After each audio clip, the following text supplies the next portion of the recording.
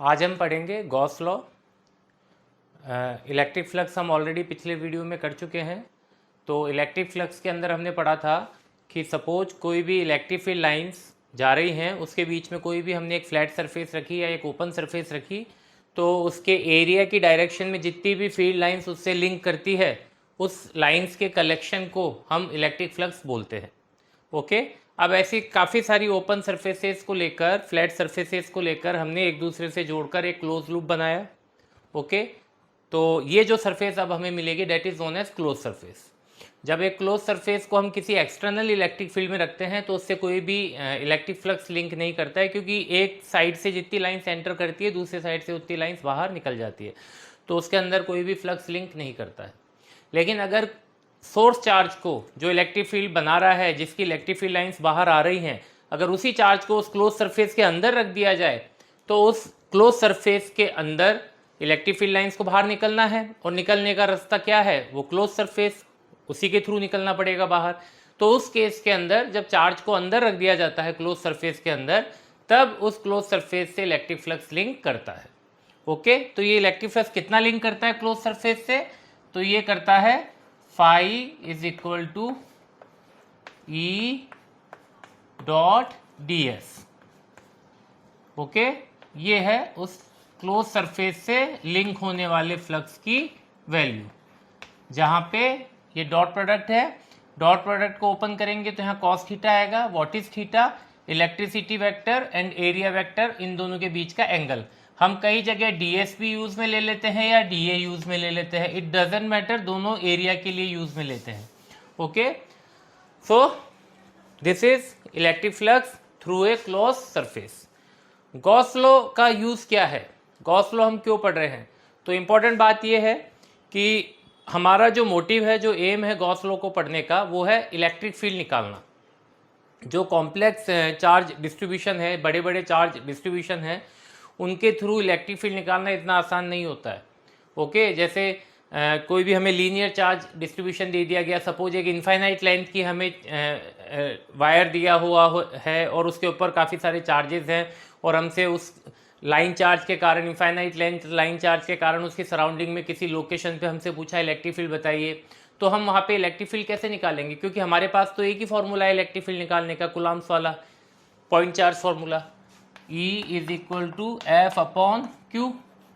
अगर कोई charge, source charge है, वो अपनी सराउंडिंग में इलेक्ट्रिक फील्ड बना रहा है कहीं भी, ओके, उस इलेक्ट्रिक फील्ड में हम कोई एक टेस्ट चार्ज ले जाके रखते हैं।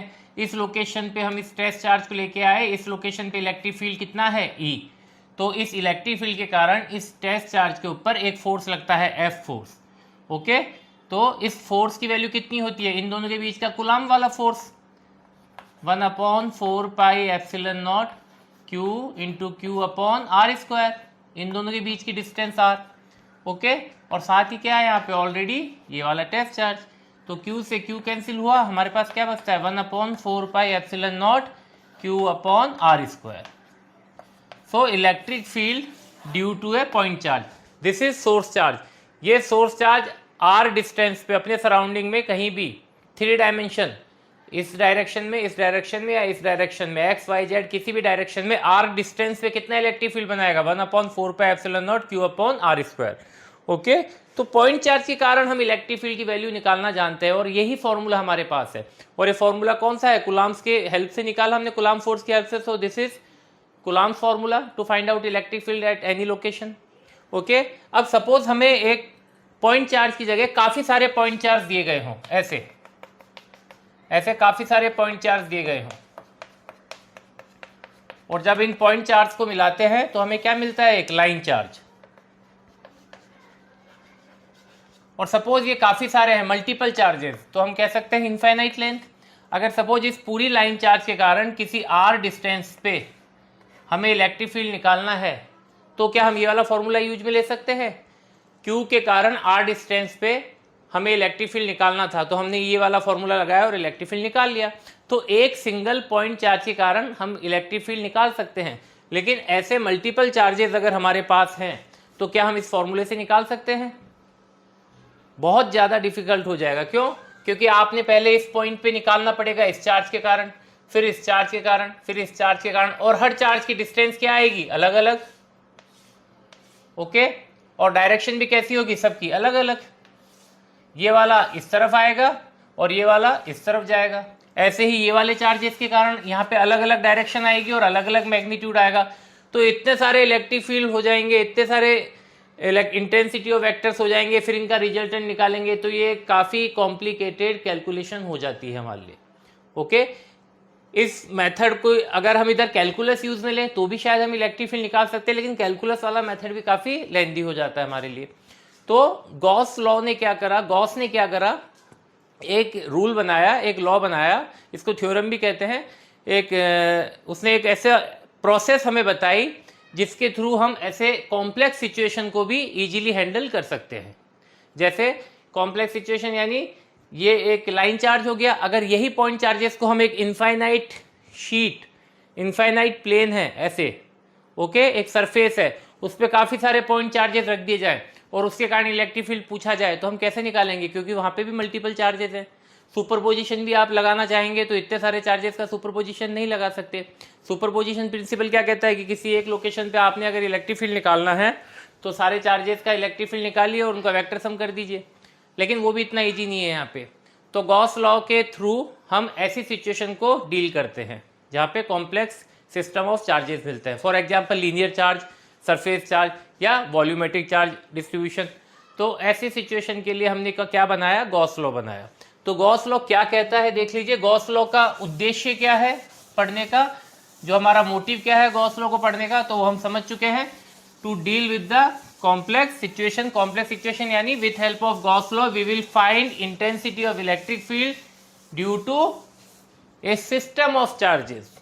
ओके, एक चार्ज के कारण नहीं, एक सिस्टम ऑफ चार्जेस के कारण जो इलेक्ट्रिक फील्ड निकालना होगा वो हम किसकी हेल्प से निकालेंगे, गॉस लॉ की हेल्प से। तो गॉस लॉ क्या कहता है, according to this law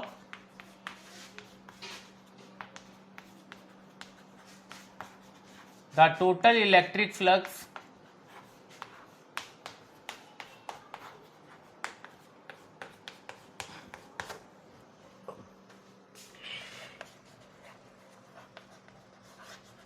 through a closed surface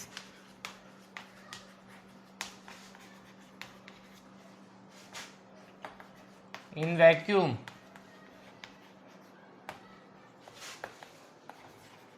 is equal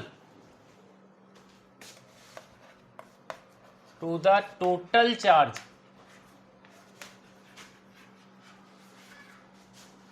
is equal to the 1 upon epsilon naught times of the total charge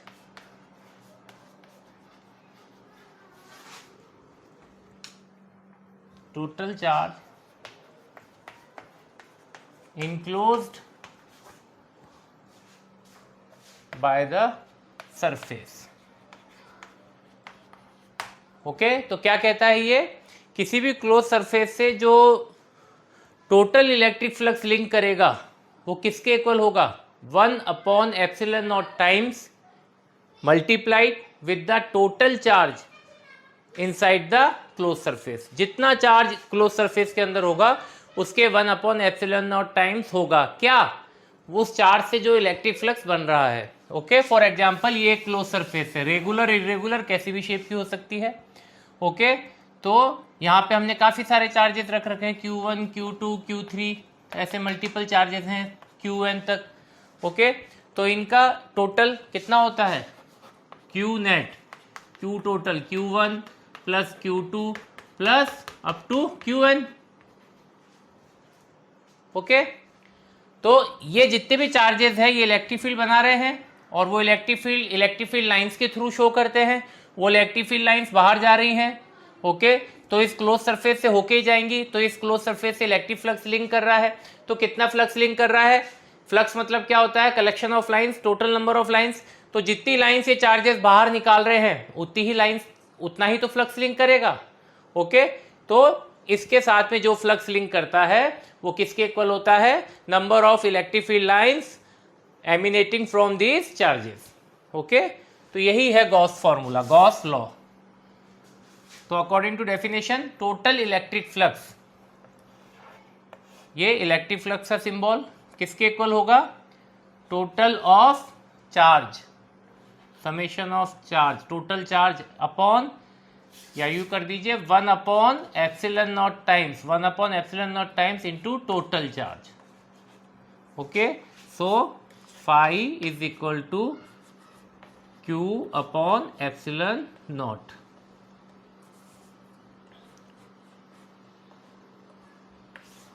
ये हमारा फॉर्मूला बना। ओके, यहां पे फाई क्या है? What is phi? Total electric flux. तो इस फॉर्मूले को अब जो हम फॉर्मूला यूज में, जिसको वर्किंग में यूज में लेंगे, उसके अंदर कन्वर्ट कर देते हैं। फाई इज इक्वल टू क्या होता है? For close surface. ये इलेक्ट्रिक फ्लक्स किससे लिंक है? क्लोज सरफेस से। क्लोज सरफेस के लिए हम कैसे लिखते हैं? ये इंटीग्रेशन ऑफ, ये हमने लास्ट वीडियो में पढ़ा था, क्लोज सरफेस का sign E dot D S. This is value of phi is equal to summation of Q, किसके इक्वल? क्यू नेट के इक्वल। ओके, तो Q net upon epsilon not. This is Gauss formula. ये वाला फॉर्मूला हमें चाहिए, गॉस फॉर्मूला। ओके, यहां पे ई डॉट डी एस क्या है? जो क्लोज सरफेस है उस पर हमने एक छोटा सा एलिमेंट्री एरिया लिया। मान लेते हैं इस एरिया का जो मैग्नीट्यूड है वो कितना है? ds, और इसकी डायरेक्शन कैसी है? ऐसे। और मान लेते हैं यहाँ से इलेक्ट्रिक फील्ड इस डायरेक्शन में जा रहा है, तो ये तो इलेक्ट्रिक फील्ड की डायरेक्शन और ये एरिया वेक्टर की डायरेक्शन, इस एलिमेंट्री एरिया की। इन दोनों के बीच में एंगल कितना? थीटा। तो हमने इस छोटे से क्लोज सरफेस के इस छोटे से एरिया एलिमेंट का इलेक्ट्रिक फ्लक्स निकाला। कितना? ई डॉट डी एस, यानी ई D S cos theta. Okay, ई डॉट डी एस को हम क्या लिखते हैं? E D S cos theta. और पूरी सरफेस के लिए निकालना है, क्लोज सरफेस के लिए, तो इसको क्या कर देना है? इंटीग्रेट कर देना है। ओके, सिंगल एलिमेंट्री पार्टिकल के लिए, एलिमेंट्री एरिया के लिए क्या करना है? E dot D S. Okay, so this is our Gauss formula. यहाँ पे ई डॉट डी एस का मतलब क्या होता है? ई डॉट डी एस का मतलब होता है ई डी एस कॉस थीटा। ई डी एस कॉस थीटा, वो वेक्टर फॉर्म में था, ये उसके मैग्नीट्यूड फॉर्म में है। ये हमारे काम आएगा formula. Okay, so this is the formula. और याद हो तो हमने इलेक्ट्रिक फील्ड लाइन से पढ़ा था कि कोई भी चार्ज सरफेस है उसमें से कितनी इलेक्ट्रिक फील्ड लाइंस बाहर निकलती है? 1 upon epsilon not times into Q. Charge body के ऊपर जितना चार्ज है उसको आप एप्सिलॉन नॉट से डिवाइड कर दीजिए या 1 अपॉन एप्सिलॉन नॉट से मल्टीप्लाई कर दीजिए, तो एक हमें नंबर मिलेगा। That is the number of total electric field lines emerging या emanating from the charge surface. तो वही तो हम लिख रहे हैं। इलेक्ट्रिक फ्लक्स मतलब क्या होता है? Total number of electric field lines. किसके इक्वल होती है? इसके इक्वल होती है। और ये इलेक्ट्रिक फील्ड में हमने पढ़ा था कि number of electric field lines किसके इक्वल होती है? क्यू अपॉन एप्सिलॉन नॉट के इक्वल। तो इलेक्ट्रिक फ्लक्स और ये दोनों एक ही चीज है। ओके, इसलिए इसके बीच में क्या है? इक्वल्स का साइन है। Okay, coulombs law, sorry Gauss law को हम कूलाम्स लॉ से प्रूफ कर सकते हैं।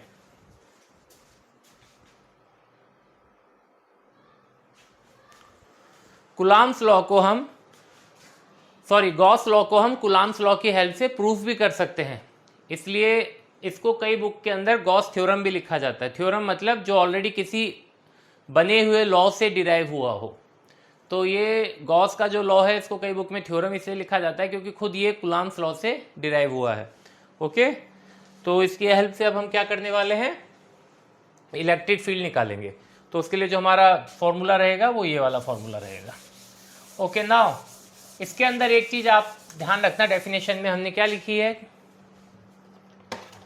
Close surface.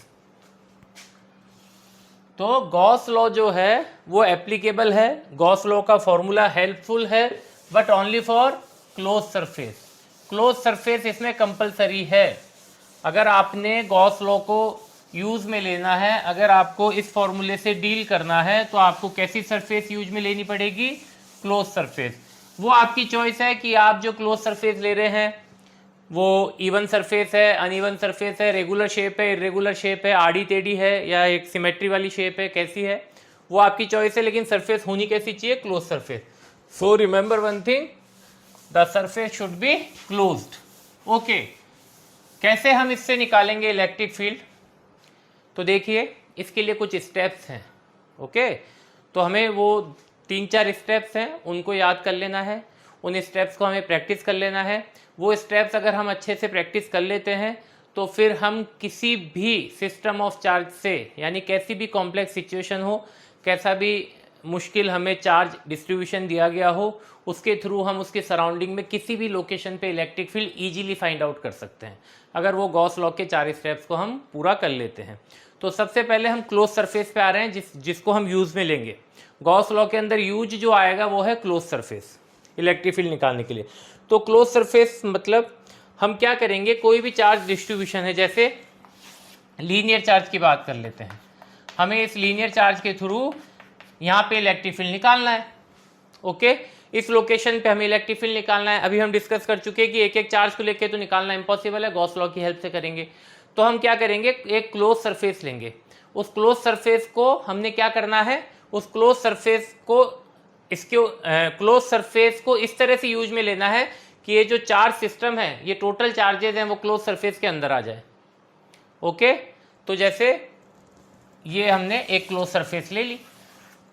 ओके, ये क्लोज सरफेस के अंदर ये चार्जेस आ गए। ओके, ऐसे ही हमने एक ये वाली सरफेस ले ली, वही लाइन चार्ज है, और ये सिलेंड्रिकल शेप में ले ली। ऐसे ही एक और सरफेस हम यूज में ले लेते हैं।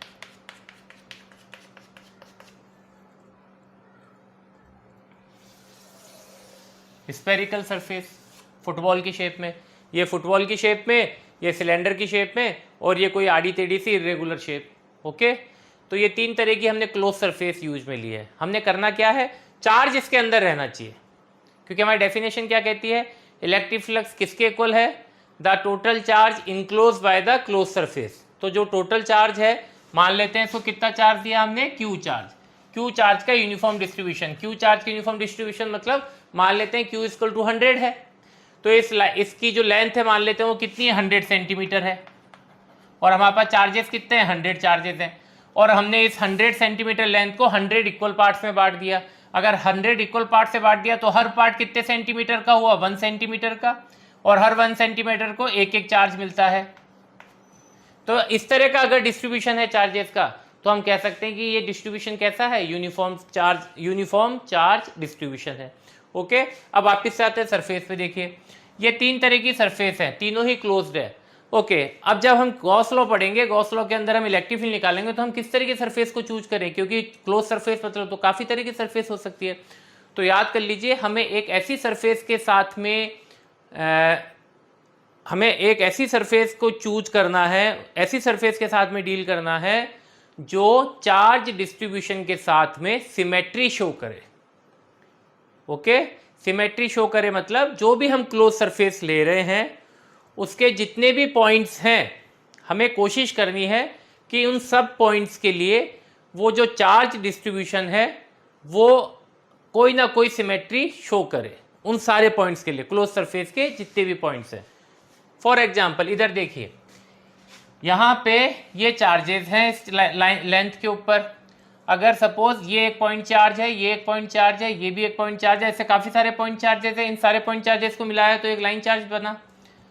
इस पॉइंट चार्ज से देखिए सरफेस के डिस्टेंस ये, और इस पॉइंट चार्ज से देखिए सरफेस की डिस्टेंस, इस पॉइंट चार्ज से देखिए सरफेस की डिस्टेंस, और ये किसकी डायरेक्शन होती है, इलेक्ट्रिक फील्ड की डायरेक्शन। क्योंकि अगर ये पॉइंट चार्ज है तो इलेक्ट्रिक फील्ड कैसा होगा, रेडियली आउटवर्ड। तो यहाँ से इलेक्ट्रिक फील्ड ऐसे गया, ऐसे गया, ऐसे गया, ऐसे गया, अंदर की तरफ गया। तो इस लोकेशन पे जो इलेक्ट्रिक फील्ड आ रहा है वो देखिए, इस लोकेशन पे सरफेस के इस पॉइंट पे, क्लोज सरफेस के इस पॉइंट पे जो इलेक्ट्रिक फील्ड बन रहा है, ये वाली डिस्टेंस और इस डिस्टेंस को देखिए, ये वाली डिस्टेंस कम है, ये वाली डिस्टेंस ज़्यादा है। तो इसका मतलब यहाँ पे इलेक्ट्रिक फील्ड जो बनेगा वो स्ट्रॉन्ग होगा इस वाले इलेक्ट्रिक फील्ड के कंपेरिजन में, और यहाँ पे जो इलेक्ट्रिक फील्ड बनेगा वो सबसे ज़्यादा स्ट्रॉन्ग होगा क्योंकि यहाँ डिस्टेंस सबसे कम है। तो सरफेस के अलग अलग पॉइंट पे, जिन पॉइंट से मिलके सरफेस बनी है, उन सभी पॉइंट्स पे इस लाइन चार्ज के कारण इलेक्ट्रिक फील्ड की वैल्यू अलग अलग आ रही है। यानी इन सभी सरफेस के लिए ये चार्ज सिस्टम के अंदर कोई चीज़ कॉमन नहीं है। ओके, तो ये हमारे लिए थोड़ा, ये क्लोज सरफेस इस सिस्टम के साथ में सिमेट्री शो नहीं कर रहा है। वही चीज़ यहाँ पे देखिए, यहाँ पे हमने इस चार्ज के कारण यहाँ डिस्टेंस लो और ये वाली डिस्टेंस लो। इस लोकेशन पे इलेक्ट्रिक फील्ड स्ट्रांग होगा क्योंकि ये छोटी है डिस्टेंस और ये डिस्टेंस ज़्यादा है, तो यहाँ इलेक्ट्रिक फील्ड अलग होगा। यहाँ इलेक्ट्रिक फील्ड सबसे स्ट्रांग होगा, यहाँ इलेक्ट्रिक फील्ड सबसे वीक होगा क्योंकि ये दूर होगी पॉइंट। तो इस सरफेस के साथ भी इसकी कोई सिमेट्री शो नहीं हो रही है। अब इस वाली सरफेस को देखिए, इस पॉइंट चार्ज के कारण यहाँ पे इलेक्ट्रिक फील्ड देखिए, इस पॉइंट चार्ज के कारण यहाँ इलेक्ट्रिक फील्ड देखिए, इस पॉइंट चार्ज के यहाँ इलेक्ट्रिक फील्ड देखिए, यहाँ पे इलेक्ट्रिक फील्ड देखिए, यहाँ पे इलेक्ट्रिक फील्ड देखिए। अभी इस सरफेस के अंदर जो ये हमारी सिलेंड्रिकल सरफेस है जिसका कर्वेचर यू है सरफेस, ओके। तो इस सरफेस के हर पॉइंट से ये वाली जो लाइन है वो इक्वल डिस्टेंस पे है, ओके। तो इसका मतलब इस लाइन के कारण इसके ऊपर जितने भी चार्जेस हैं उनके कारण इसकी सरफेस पे जो इलेक्ट्रिक फील्ड बनेगा, सरफेस की हर पॉइंट पे इलेक्ट्रिक फील्ड कैसा होगा, सेम होगा, क्योंकि इस केस में, सिलेंड्रिकल के केस में, सरफेस का हर पॉइंट लाइन चार्ज से इक्वल डिस्टेंस पे है।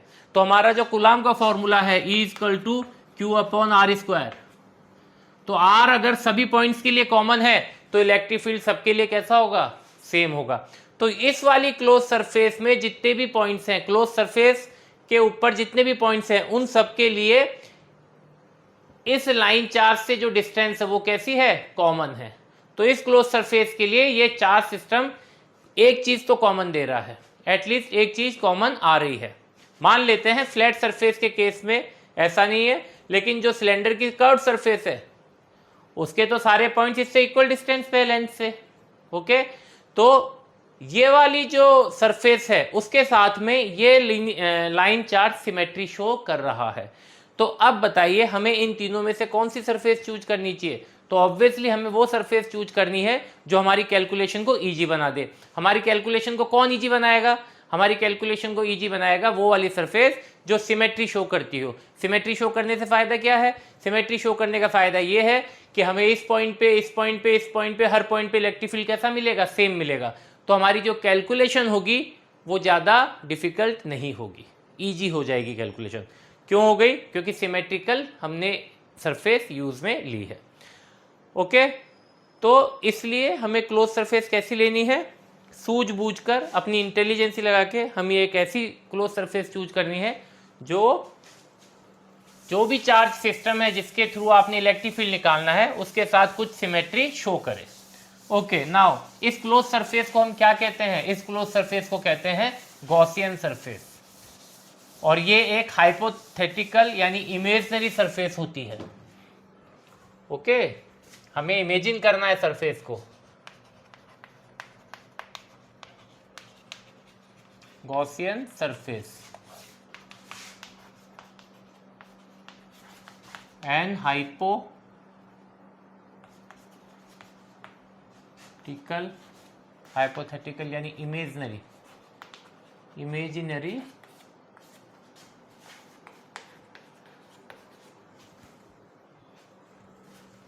Close surface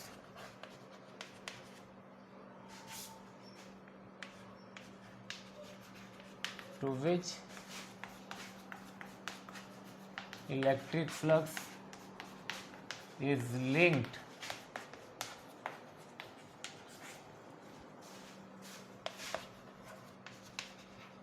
by the charge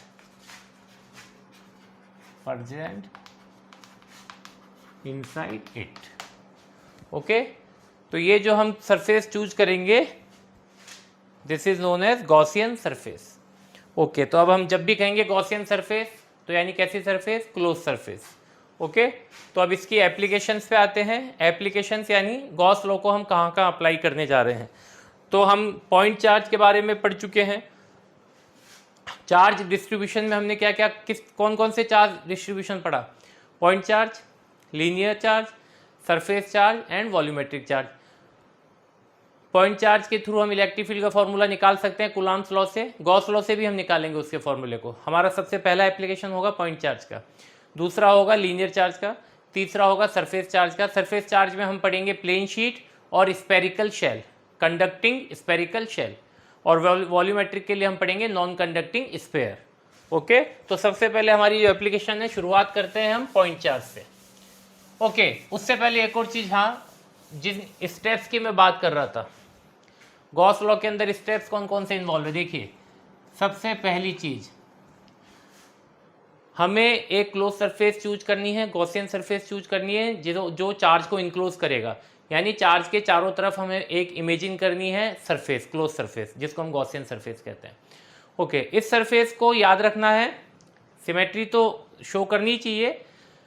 main चीज़ ये है कि ये सरफेस हमें इस तरह से फिक्स करनी है चार्ज के साथ में कि जो चार्ज का ऑब्जर्वेशन पॉइंट है, ऑब्जर्वेशन पॉइंट यानी उस सिस्टम ऑफ चार्ज के कारण या पॉइंट चार्ज के कारण आप जिस लोकेशन पे इलेक्ट्रिक फील्ड फाइंड आउट करना चाहते हैं, the point at which we have to find the intensity of electric field, that point is known as observation point and its distance from the source charge is known as observation distance. Okay, तो to find out the electric field intensity at observation point we have to remember one thing, the surface should pass through the observation point। जो surface हम choose करेंगे जिसके अंदर charge, source charge जिसके अंदर enclose होगा, वो सरफेस उस ऑब्जर्वेशन पॉइंट से पास करना चाहिए, यानी वो ऑब्जर्वेशन पॉइंट उसकी सरफेस के ऊपर आना चाहिए। ओके, जैसे हमने एक पॉइंट चार्ज लिया Q, अब इससे इलेक्ट्रिक फील्ड निकालना है गॉस लॉ के थ्रू, तो इसमें हमें एक तरीका अपनाना होगा, कुछ स्टेप्स हैं वो पढ़ेंगे, लेकिन इसमें जो हम गॉसियन सरफेस चूज करेंगे वो, अब जैसे इस Q चार्ज से हमें इस डिस्टेंस पे इलेक्ट्रिक फील्ड निकालना है, P is our observation point, तो हम जो गॉसियन सरफेस चूज करेंगे वो ऐसी नहीं होगी, वो ऐसी भी नहीं होगी, वो ऐसी होगी। ओके, ये वाली, क्यों? क्योंकि हमारी कंडीशन क्या है कि सरफेस कहां से पास करना चाहिए, ऑब्जर्वेशन पॉइंट से। तो हमारा जो पहला स्टेप है उसके अंदर हमें क्या करना है, सबसे पहले तो हमें एक सरफेस चूज करनी है जो सिमेट्री शो करे, और साथ ही साथ वो सरफेस कहां से पास करनी चाहिए, ऑब्जर्वेशन पॉइंट से। तो सबसे पहले consider a Gaussian surface,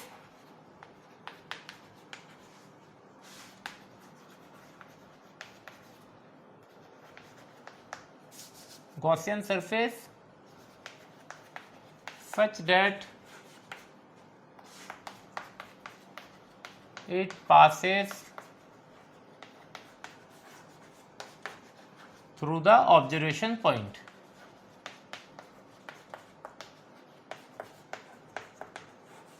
okay, ये हमारा फर्स्ट स्टेप हो गया गॉस लॉ के अंदर।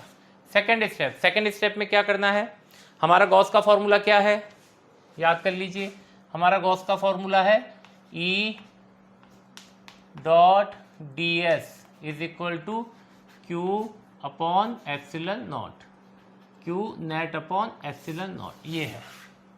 सेकेंड स्टेप में हमें क्या करना है, लेफ्ट हैंड साइड की क्वांटिटीज को फाइंड आउट करना है।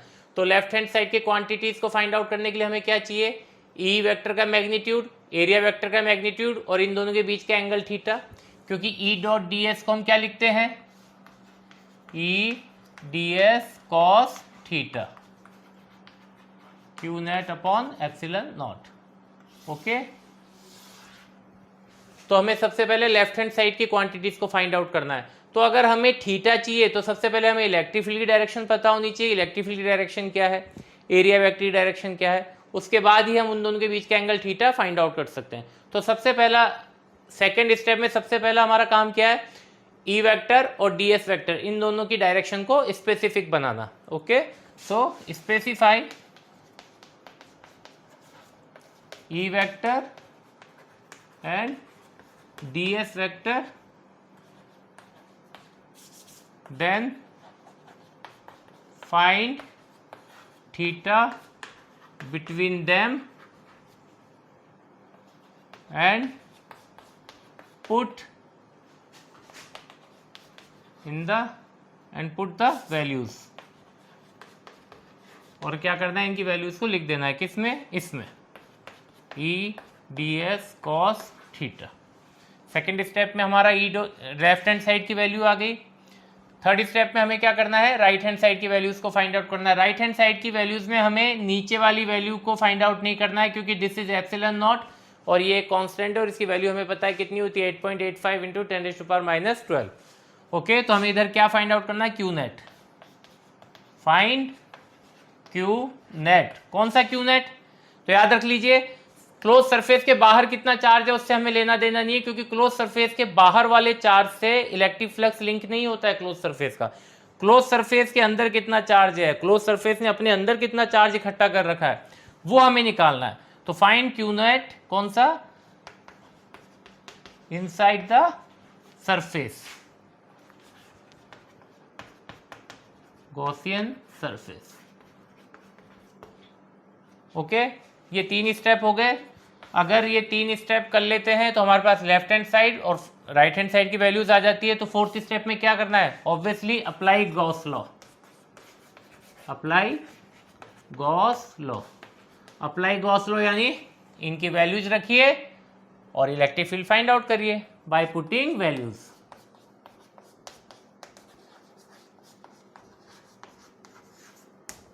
ओके, तो ये 4 स्टेप हमें ध्यान रखने हैं। ओके, सो